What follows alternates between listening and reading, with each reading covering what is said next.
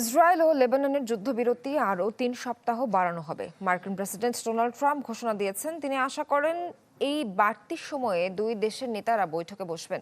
এর আগে ট্রাম্প নির্দেশ দেন হরমুজ প্রণালীতে মাইন স্থাপনকারী ইরানের ছোট নৌযানগুলোকে গুলি করে ধ্বংস করার।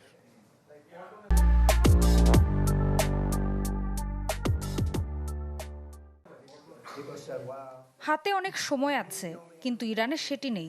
চলছে ঘড়ির কাঁটা। সামাজিক যোগাযোগ মাধ্যমে এমনই কড়া বার্তা দিয়েছেন মার্কিন প্রেসিডেন্ট ডোনাল্ড ট্রাম্প।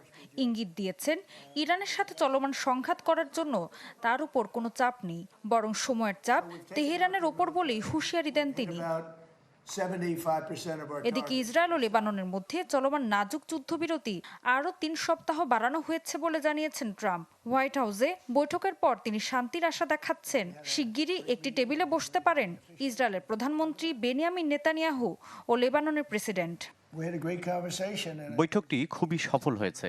যুক্তরাষ্ট্র লেবাননে হেজবুল্লাহর হুমকি থেকে নিজেদের রক্ষা করতে সহায়তা করবে।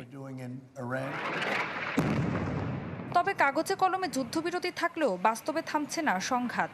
ইসরায়েলি বাহিনী জানিয়েছে, দেশের উত্তরাঞ্চলে কয়েকটি রকেট হামলার জবাব তারা দ্রুতই দিয়েছে।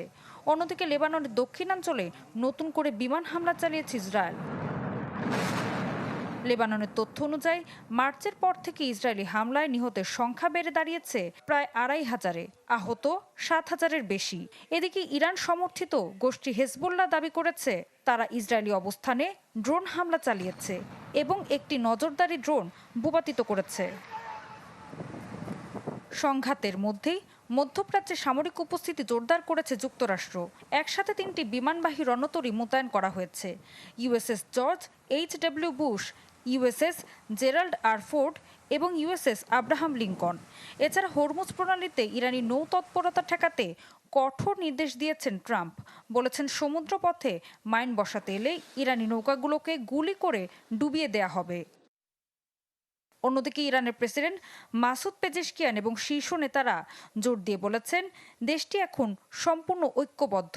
তারা যে কোনো আগ্রাসনের জবাব দিতে প্রস্তুত বলেও হুঁশিয়ারি দিয়েছে। ইরান আরও জানিয়েছে, হরমুজ প্রণালীতে তারা কয়েকটি জাহাজ জব্দ করেছে, যেগুলো অনুমতি ছাড়া চলাচল করছিল।